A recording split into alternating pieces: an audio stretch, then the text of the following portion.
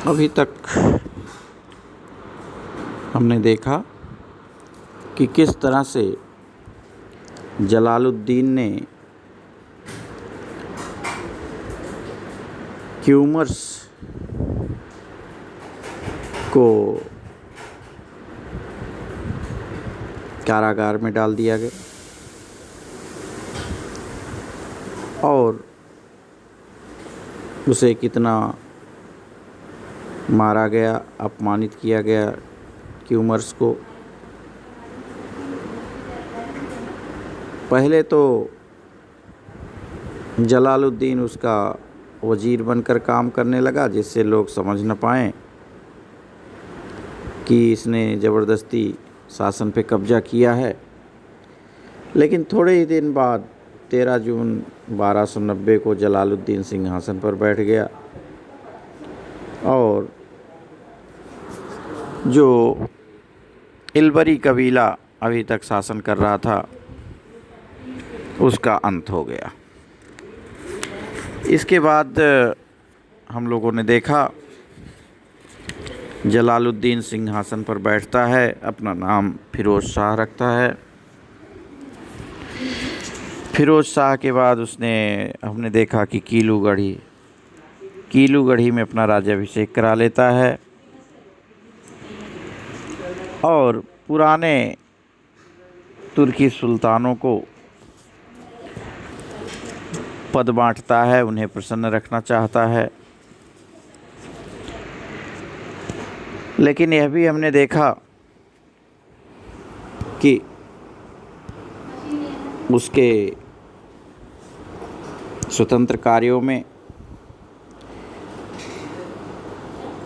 जो पद वितरण दिया गया उसके बाद भी वे संतुष्ट नहीं हुए, अनेक विद्रोही पे उतर आए, विद्रोही बन गए।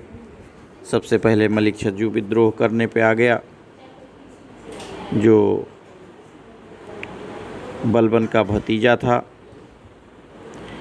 इसके बाद देखा था डाकुओं का विद्रोह हुआ और डाकुओं ठगों को पकड़ करके उनको भी उदारतापूर्वक छोड़ दिया गया।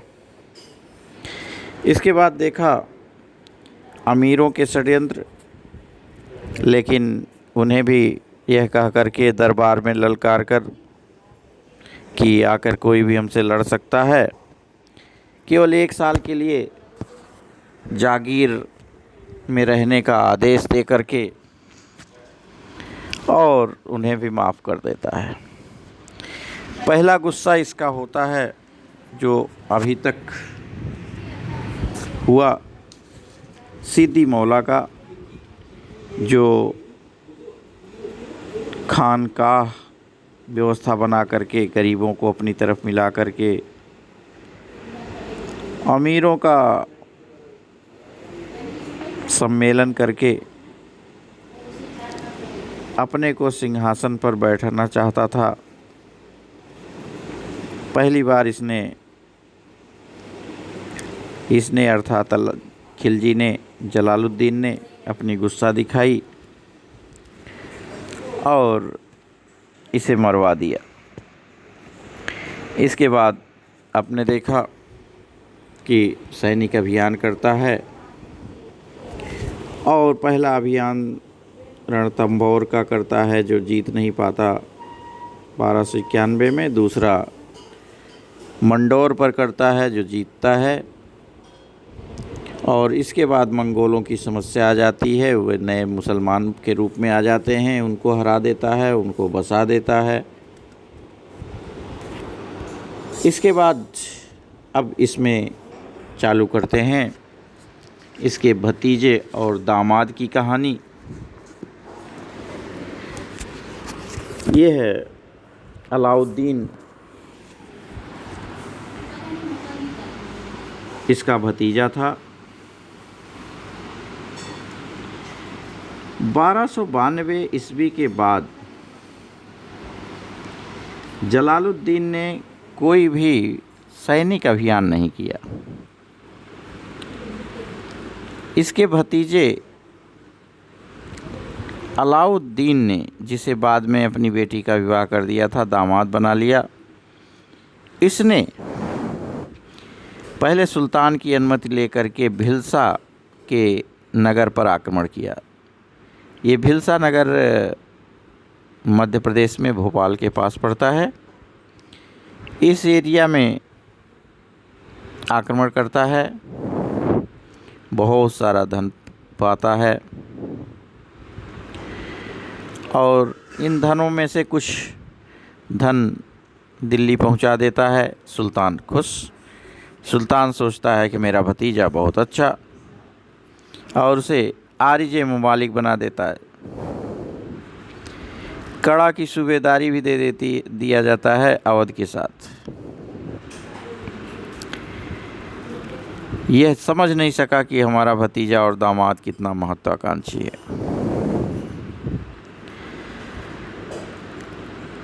इसके लिए यह बहुत उदारता से पेश आता है, लेकिन अलाउद्दीन जब भिलसा अभियान के समय गया तो सुना था कि दक्षिण में देवगिरी बहुत समृद्ध है। इसने आक्रमण की योजना बनाई, देवगिरी पर एकाएक आक्रमण कर लें। लेकिन ये जानता था कि अगर हम अपने चाचा जलालुद्दीन से कहेंगे तो शायद वे आक्रमण की अनुमति नहीं देंगे।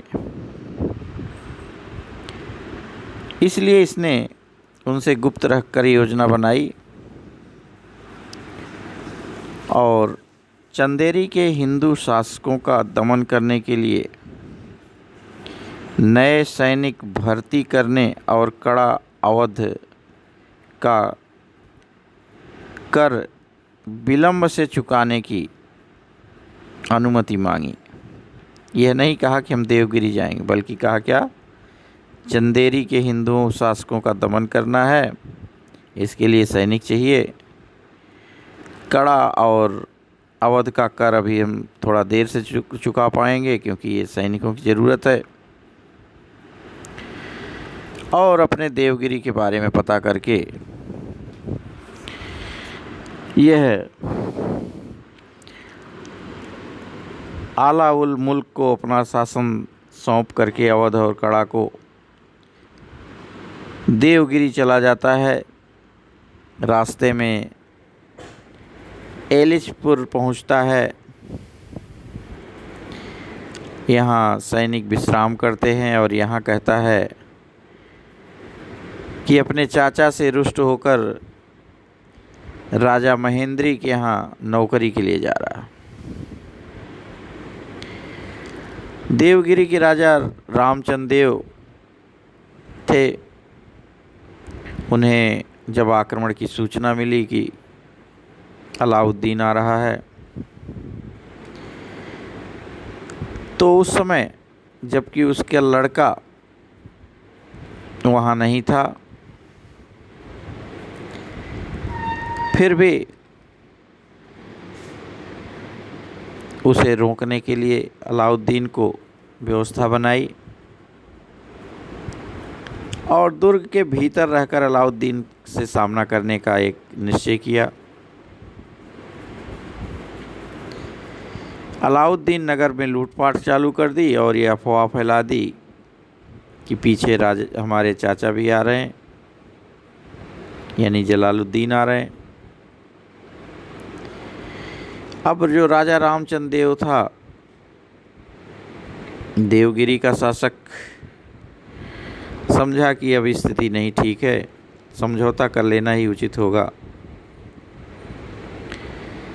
अलाउद्दीन ने कहा अगर उसे बहुत धन मिल जाए तो वापस लौट जाएगा। रामचंद्र ने अलाउद्दीन की मांग जो थी उसे मान ली। अब अलाउद्दीन वापसी की तैयारी की। तब तक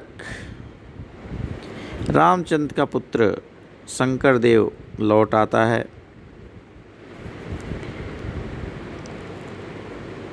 और उसने अलाउद्दीन को धमकी दी कि चुपचाप लौट जाओ। अलाउद्दीन ने अब जब देवगिरी के दुर्ग की नाकेबंदी के लिए 1000 घुड़सवारों को छोड़ करके शेष सेना से रामचंद्र देव के लड़के शंकर देव की सेना पर आक्रमण कर दिया।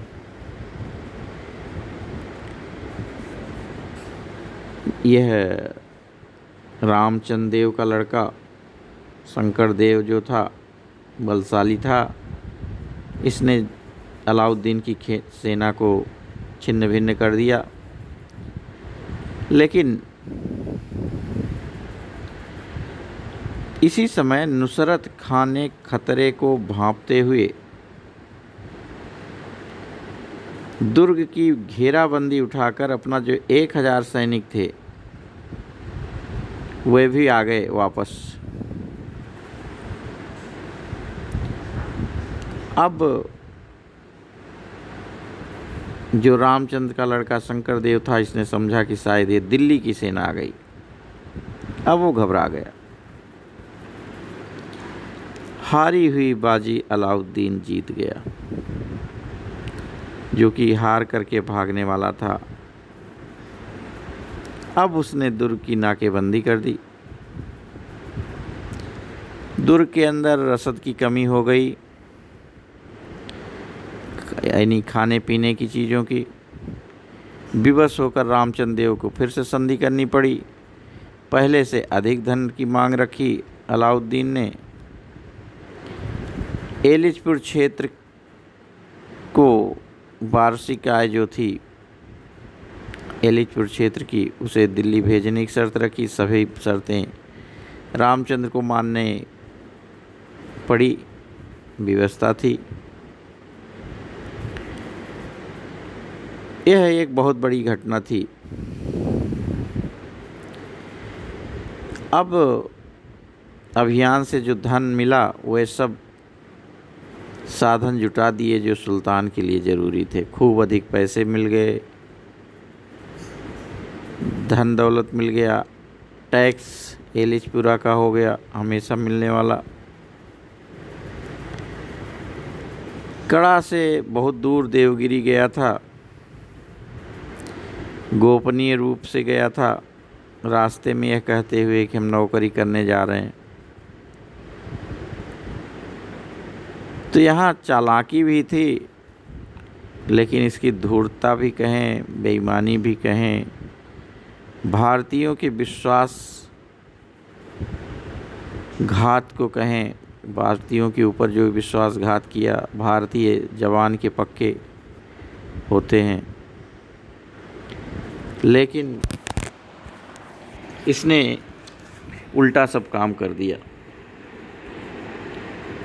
अब इसने अपने चाचा और ससुर जलालुद्दीन की हत्या करने का सोचा। यह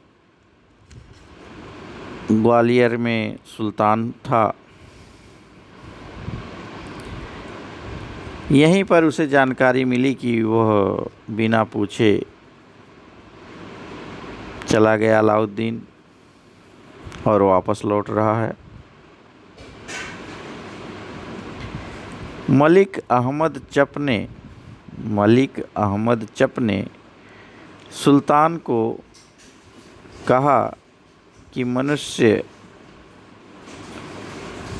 धन पाकर उन्मत्त हो जाता है। अलाउद्दीन पुराने विद्रोही अमीरों से घिरा हुआ है, इसलिए आगे बढ़कर उसे रोक करके उसे जो धन संपत्ति मिली है उस पर अधिकार कर लेना चाहिए। लेकिन सुल्तान जलालुद्दीन ने ध्यान नहीं दिया। अलाउद्दीन को शाही दरबार में अपने भाई अल्तमस बेग से दरबार की सारी सूचनाएं मिलती रही कि सुल्तान क्या सोच रहा है, कहाँ है, कैसे है। अब इसने चालाकी लगाई और सुल्तान को भुलावे में रखने के लिए दियोगिरी पर जो आक्रमण किया था उसके लिए क्षमा मांगी, और क्षमा मिलते ही संपूर्ण संपत्ति सहित दिल्ली आकर सुल्तान की सेवा में उपस्थित होने का वचन दिया। सुल्तान सबको क्षमा करता रहा, इसको भी क्षमा कर दिया। अब इसने योजना बनाई और योजना के अनुसार इसने जलालुद्दीन को कड़ा आने के लिए निमंत्रित किया। सुल्तान तैयार हो गया। अलाउद्दीन ने कुचक्र रचा और शाही सेना को गंगा के किनारे दूसरे तरफ रख दिया गया और सुल्तान जलालुद्दीन को कुछ बिना अस्त्र शस्त्र वाले अमीरों के साथ गंगा पार कराया गया, जहां जलालुद्दीन निहत्था था और अलाउद्दीन वहां स्वागत के लिए अपने सैनिकों के साथ सशस्त्र तैयार खड़ा था। जब सुल्तान जलालुद्दीन की नाव गंगा नदी के दूसरे तट पर पहुंचती है तो अलाउद्दीन ने नाव पर जाकर सुल्तान से क्षमा याचना मांगी। सुल्तान ने उसे माफ़ कर दिया। जब सुल्तान नाव से उतरने के लिए आगे बढ़ा तो अलाउद्दीन ने संकेत कर दिया। अब उसके जो आदमी थे उन लोगों ने सुल्तान के ऊपर आक्रमण कर दिया, लेकिन वो भागने का प्रयास करने लगा, लेकिन भागकर जाता भी कहाँ, क्योंकि निशस्त्र था और इनके पास सैनिक थे।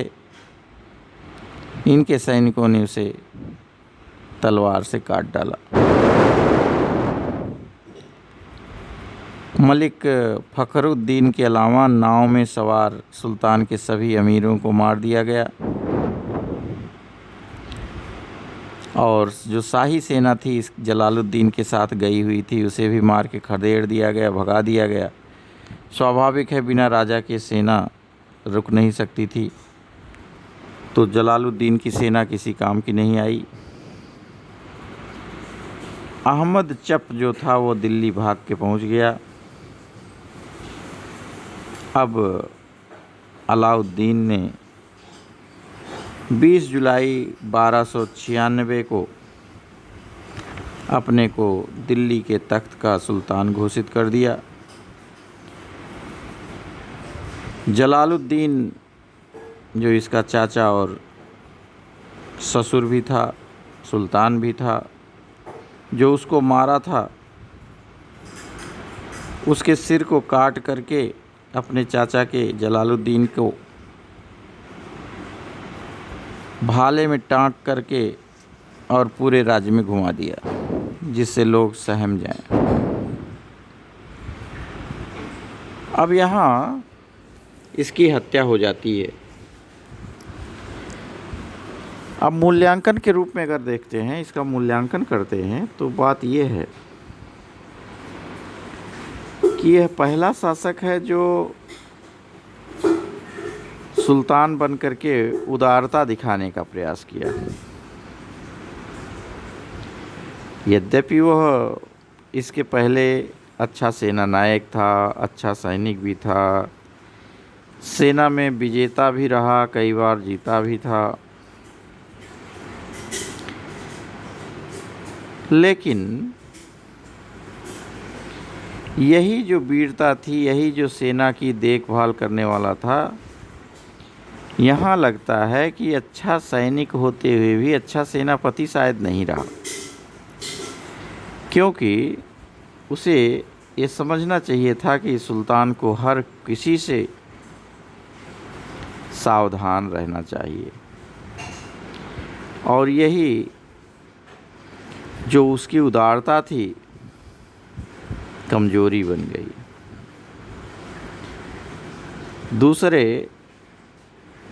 दूसरे धर्मों को नष्ट करने यानी हिंदुओं के खिलाफ जो उसके काम थे, उसने एक बहुत बड़े वर्ग को नाराज कर दिया था। वास्तव में यह अकुशल शासक सिद्ध हुआ, क्योंकि इसके अपने लोग इसका साथ नहीं दिए और बहुसंख्यक जो हिंदू जनता थी उनके खिलाफ ही ये काम करना चाहता था। और सुल्तान जलालुद्दीन बार बार अलाउद्दीन को इसके लिए मदद दे रहा था। जब अलाउद्दीन कहता है कि हमें चंदेरी के हिंदू शासकों का दमन करना है, तो ये बड़े सहज ढंग से तैयार हो जाता है कि वो हिंदू शासक हैं, चलो ठीक है। तो इसकी जो उदारता थी वो भी एक लिमिटेड थी, बहुत कम थी, एक पक्षीय थी। एक धर्म विशेष के खिलाफ इसके मन में जो नफरत थी, अगर वह भी उदारता में बदल गई होती तो शायद इसका इतिहास कुछ और होता। लेकिन जो भी है, इसकी अयोग्यता, इसकी उदारता, उम्र दराज हो जाना, यह सब इसके लिए घातक सिद्ध हुए और ये लंबा शासन करने में असफल रहा। अपना शासन से हाथ धो दिया, अपने जीवन से भी हाथ धो बैठा और अलाउद्दीन खिलजी इसका भतीजा तलवार के बल पर सिंहासन ग्रहण किया। अपने ससुर का हत्यारा सिंहासन पर बैठता है। आज इतना ही। बहुत बहुत धन्यवाद।